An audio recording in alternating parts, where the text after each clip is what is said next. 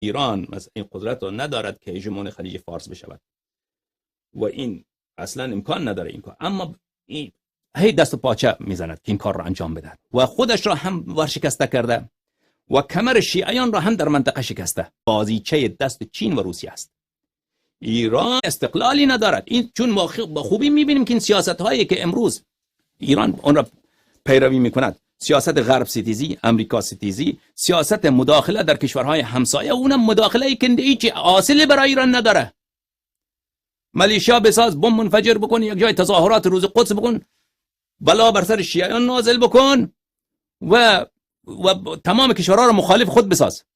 هیچ دستاوردی ندارد. این نفعش را کی میبرد دوستان عزیز؟ رو ایران که نمیبرد، جمهوری اسلامی نمیبرد، مردم ایران نمیبرد، اقتصاد ایران شکوفا نمیشود، صنعت ایران پیشرفته نمیشود. ایران چون بازیچه دست قرار گرفته، این سیاستش تنظیم میشود در جای دیگر.